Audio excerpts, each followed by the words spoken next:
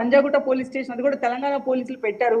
ఎందుకంటే recent times లో చాలా మంది గురవుతున్నారు, ఎంతో మంది డబ్బులు పోగొట్టుకుంటున్నారు, ఎంతో మంది కుటుంబాలు వీధిని పడ్డాయి. So that is the major concern. Politics పక్కన పెట్టి జస్ట్ బికాస్ షీఈ్ వైసీపీ అని నేను మాట్లాడట్లేదు, కానీ యాజ్ అ కన్సర్న్ ఒక సిటిజన్ నేను చెప్తున్నాను. నేను చూస్తున్నాను చాలా మంది బెట్టింగ్ యాప్స్ లో.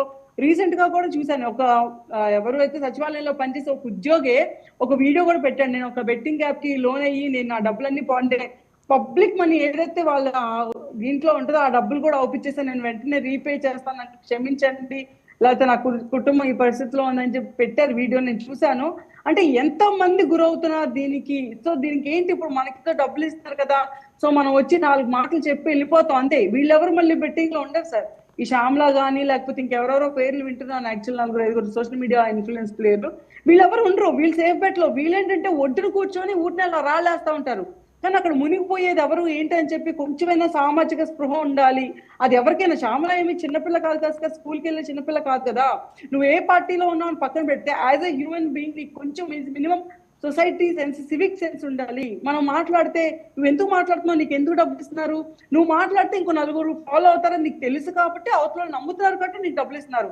సో నీకుండాలి ఆ విచక్షణ. వెన్ ఐ ప్రమోటింగ్, నేను ఇది ఒక హార్మ్ఫుల్ ప్రోడక్ట్ ప్రమోట్ చేస్తున్నానా లేకపోతే జనాలకు ఉపయోగపడేది ప్రమోట్ చేస్తున్నానా ఏంటని చెప్పి వాళ్ళకు ఉండాలి. ఇదే చిన్నపిల్లలు కాదు కదా, లేవు మైనర్ బాలికలో లేకపోతే మైనర్ బాలుల్లో కాదు కదా.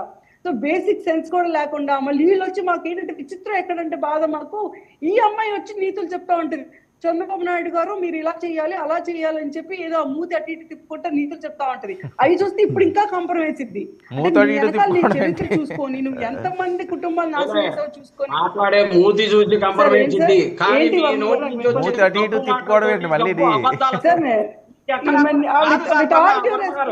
ఇక్కడ ఒక పర్టికులర్ విషయం, ఈ గేమింగ్ యాప్ గురించి వచ్చింది కాబట్టి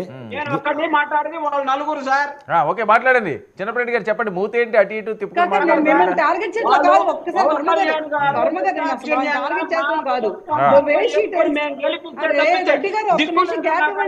దుడిపేసుకొని మేము సర్దుకుంటామంటే వైఎస్ఆర్ కాంగ్రెస్ పార్టీకి వచ్చినటువంటి ఇబ్బంది ఏమి లేదు సార్. రెండోది, సరే వైఎస్ఆర్ కాంగ్రెస్ పార్టీ సపోర్ట్ చేసిందా బెట్టింగ్ యాప్స్ ని? వైఎస్ఆర్ కాంగ్రెస్ పార్టీ సపోర్ట్ చేసిందా బెట్టింగ్ యాప్స్ ని? YSR Congress party betting app support చేసిద్దా? ఉండండి గాయత్రి గారు. అరే రెడ్డి గారు కాదు, నేను అడుగుతాను మీరు బెట్టింగ్ యాప్ సపోర్ట్ చేస్తారా? లేకపోతే మీ ఫ్యామిలీలో ఎవరైనా మీ పిల్లలు ఎవరైనా ఇదే బెట్టింగ్ యాప్ లో దూరి అప్పుడు మీ రియాక్షన్ ఏంటి? శ్యామల గారి గురించే మాట్లాడతా. శ్యామల గారు బెట్టింగ్ యాప్స్ కి సంబంధించి యాడ్స్ చేశారు, డబ్బుల కోసం చేశారు అంటే మీరు చెప్తే 4 వింటారు అన్న దానికోసం చెప్పారని చెప్పేసి గాయత్రి గారు మాట్లాడారు కదా. నేను చెప్తా ఇప్పుడు వినండి.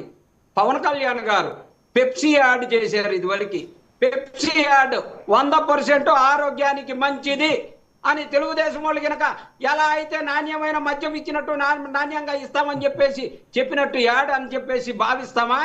ఎన్ని కలుషితాలు ఉన్నాయి పెప్సీలో కదా. రెండోది, ఈరోజు చిరంజీవి గారు డిలైట్ మిల్క్ ఇస్తున్నారు. ఇవాళ మన ఆంధ్రప్రదేశ్లో ఉన్న మిల్క్ లోనే క్యాన్సర్ కణాలు ఉన్నాయని చెప్పేసి కేరళలో అటు పక్క బ్యాన్ చేసినటువంటి పరిస్థితి. ఇలా సినిమా యాక్టర్స్ గా ఉన్నప్పుడు వారికి కొన్ని యాడ్స్ వస్తాయి, ఆ యాడ్స్ కి సంబంధించి చేస్తూ ఉంటారు. సినిమాల్లో ఫైట్ లాగా డూపులు పెట్టుకొని చేసేది కాదు కదా. ఆమె మూతితోటంట ఎలా పడితే అలా మాట్లాడిందంట, ఆ మూతి చూస్తే కంపరం వేస్తుందంట. మీరు ఇచ్చిన హామీలు నెరవేర్చలేక మీరు చేసేటటువంటి మీ అబద్ధపు మాటలు, మీ మొక్కలు చూస్తే మాకు కూడా కంపరం వేస్తుంది.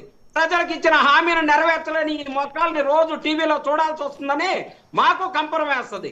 ఇదే మాట్లాడాలి మనిషి యొక్క మూర్తి హావభావాల మీద మాట్లాడాలి. ఒక నిమిషం గాయత్రి గారు రెడ్డి గారు, ఒక్క నిమిషం.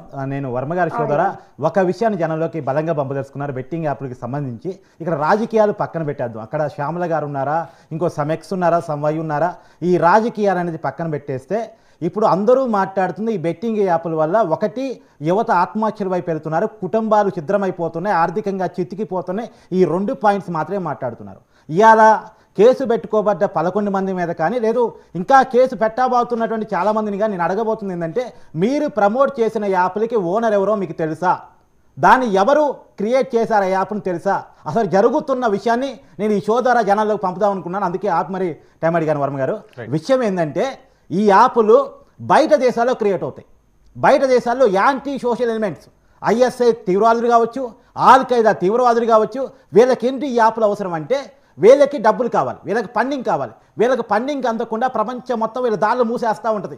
వీళ్ళకి ఫండింగ్ వెళ్తే ప్రపంచాల మీద దాడులు చేస్తుంది కాబట్టి, అణ్వాయుధాలతో యుద్ధాలు చేస్తుంది కాబట్టి, ప్రజలను చంపుతుంది కాబట్టి, వీళ్ళది అతివాదం కాబట్టి వీళ్ళకి ఫండింగ్ రాకుండా ప్రపంచం మొత్తం వాళ్ళకి ఆ డోర్స్ క్లోజ్ చేస్తూ ఉంటే వీళ్ళు టెక్నికల్ పీపుల్ని పట్టుకొని ఒక ఫేక్ ఐపీఎల ద్వారా ఇవి బెట్టింగ్ యాప్లు లేదా లోన్ యాప్లు లేదా గేమింగ్ యాప్లు తయారు చేస్తారు. ఈ తయారు చేసిన దాన్ని వారెవరో తెలియకుండా ప్రమోటింగ్ ఏజెన్సీస్ ఉంటాయి, అన్రిజిస్టర్డ్ ప్రమోటింగ్ ఏజెన్సీస్ ఉంటాయి. మన ముంబైలో కూడా ఢిల్లీలో కూడా ఉన్నట్టు సమాచారం ఉంటుంది.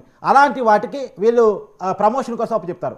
ఆ ప్రమోషన్ ఏజెన్సీస్ ఈ ఇన్స్టాగ్రామ్లోకి వచ్చేసి ఈ సెలబ్రిటీకి అరస్థాయి కావచ్చు, లేదో యాంకర్ శ్యామ్లాగ్ కావచ్చు, లేదు వాటెవర్ ఎవరైతే కేసుల మీద టేస్టీ తేజ కావచ్చు, వాటెవర్ వీళ్ళందరికీ ఇన్స్టాగ్రామ్లో ఎవరైతే లక్షలాది మంది ఫాలోవర్స్ ఉన్నారో వాళ్ళందరికీ కూడా ఒక్కసారిగా పెద్ద అమౌంట్ ఆఫర్ చేస్తారు. అంటే వీళ్ళు సంవత్సరం మొత్తం యాడ్ చేస్తే ఎంత ఆదాయం వస్తుందో అంత ఆదాయాన్ని ఆఫర్ చేస్తారు. ఎగ్జాంపుల్ మొన్న అరెస్ట్ అయ్యి జైలు పాలయ్యాడు ఏది మన వైజాగ్ కుర్రోడు, అతనికి 50 లక్షలు ఆఫర్ చేశారనేటువంటి సమాచారం ఇప్పటికి బయటకు అంతా ఉంది. 50 లక్షల రూపాయలు అంటే సంవత్సరం మొత్తం అతను యాడ్స్ చేస్తే వచ్చే ఆదాయం కేవలం ఒకే ఒక యాడ్ తోటి వస్తుంది. అప్పుడు వాళ్ళు ఆ డబ్బుకు టెంప్ట్ అవుతారు. ఆ డబ్బుకు టెంప్ట్ అయ్యేదంటూ అసలు ఆ యాప్ ఎవరిది, ఎక్కడ క్రియేట్ అయింది, ఆ యాప్ను ప్రమోట్ చేస్తే అక్కడికి ఆ యాప్ తీసుకునే డబ్బు ఎవరి చేతిలోకి పోయిందో వీళ్ళకి తెలియదు, వీళ్ళు ఆలోచించరు. ఏదో డబ్బు వస్తుంది కదా అని చెప్పేసి వీళ్ళు గేమింగ్ యాప్ను ప్రమోట్ చేస్తూ ఉంటారు. 2 యాడ్స్ చాలా క్లియర్గా చెప్తా. విష్ణు గౌడ్ అనేటువంటి ఒక వ్యక్తి షాప్లోకి 5,000 పట్టుకొని పోతాడు. 5,000 పట్టుకొని పోయి కెమెరా కొంటాడు. కెమెరా ₹1,00,000 చెప్తాడు. ₹1,00,000 కానీ చేతిలో ఉంది 5,000. ఎలా గేమింగ్ యాప్లో పోయి 5,000 ఇన్వెస్ట్ చేసి ₹1,00,000 అప్పుడే ఎట్ ఎ టైం సంపాదించేసి ₹1,00,000 కెమెరా కొనుక్కొని వస్తాడు. మీరు కూడా ఇలా సంపాదించుకోవాలనుకుంటే ఈ గేమింగ్ యాప్లోకి రండి, నా టెలిగ్రామ్ యాప్లో లింక్ ఉంది అని చెప్తాడు. అంటే అతనికి లక్షలాది మంది ఫాలోవర్స్ ఉన్నారు, దాదాపు 20 లక్షల మంది ఫాలోవర్స్ ఉన్నారు. అంటే దాంట్లో కనీసం ఒక 5,000 మంది లొంగారనుకోండి, 5,000 మంది మొత్తం లొంగరు, ఖచ్చితంగా 5,000 మంది ఇన్ఫ్లుయెన్స్ అయ్యారనుకోండి, 5,000 మంది దగ్గర ఒక ₹1,00,000 మిస్ అయ్యారనుకోండి, 5,000 ఇంటూ ₹1,00,000 ఎంత అవుతుందండి? 50 కోట్ల రూపాయలు. 50 కోట్ల రూపాయలు అవతల వాళ్ళ చేతిలోకి, అంటే యాంటీ సోషల్ ఎలిమెంట్స్లోకి భారతదేశం యొక్క డబ్బు బయట దేశం వాడి చేతిలోకి వెళ్ళిపోతుంది. భారతదేశం మీద ఎవరైతే దండయాత్ర చేయదలుచుకున్నాడో, భారతదేశ ప్రజలను ఎవరైతే చంపదలుచుకున్నాడో, భారతదేశం మీద ఎవరైతే యుద్ధం చేయదలుచుకున్నాడో వాడి చేతుల్లోకి మన డబ్బు అఫీషియల్గా వెళ్ళిపోతుంది, అన్అఫీషియల్గా వెళ్ళిపోతుంది. వీరికి ఇన్స్టాగ్రామ్ ఇన్ఫ్లుయెన్సర్కి ఇచ్చేది 50 లక్షలు, 49,50,00,000 అనవసరంగా వాడి చేతుల్లోకి మన డబ్బు పోయింది. డబ్బుతో పాటు డేటా కూడా పోయింది, ఎందుకంటే యాప్ రిజిస్ట్రేషన్ చేసుకున్నాడు, మన డేటా కూడా పోయింది. అంటే టెర్రరిస్టుల చేతిలోకి మన డబ్బులు పోవడానికి ఇది ఉపయోగపడుతుంది. కాబట్టి ఖచ్చితంగా ఇలాంటి చేసిన వాళ్ళ మీద కట్టిన మళ్ళీ వాళ్ళని సమర్థించే పని చేయొద్దు. అది యాంకర్ శ్యామల ఉన్నా ఇంకే పార్టీ వాళ్ళు ఉన్నా సరే సమర్థించే పని చేయొద్దు. యాంకర్ శ్యామలకి ఏం తక్కువ అండి? 1989లో కాకినాడలో ఒక పేద బ్రాహ్మణ కుటుంబంలో పుట్టింది అమ్మాయి. పేద బ్రాహ్మణ కుటుంబంలో వాళ్ళ నాన్న చనిపోతే వాళ్ళమ్మ ఆయాగా ప్రైవేట్ హాస్పిటల్లో పనిచేస్తూ ఆ వచ్చిన డబ్బులతో ఏమైనా పెంచి పెద్ద చేసింది. ఏమో స్కూల్లో గవర్నమెంట్ స్కూల్లో చదువు అవ్వలేదు, 10th క్లాస్ ఫెయిల్. నాకు నాటకాలంటే ఇష్టం అన్నది, వాళ్ళమ్మ నాటకాలంటే ఇష్టం అంటుంది, సీరియల్లోకి వెళ్తానంటని చెప్పేసి హైదరాబాద్ తీసుకొచ్చి తను పని చేసుకుంటూ సీరియల్ ఆడిషన్లోకి పంపించింది శ్యామల గారిని. అవునా కాదా శ్యామల గారు చెప్పాలి. ఆ సీరియల్లోకి ఆమె ఆర్టిస్ట్లోకి వెళ్తూ సీరియల్లోకి వెళ్తూ ఒకప్పుడు జీవితం ఇవాళ జీవితం ఒక్క మాటలో చెప్పేస్తాను. ఆ తర్వాత కుటుంబం నుంచి ఓ బ్రాహ్మణ కుటుంబం నుంచి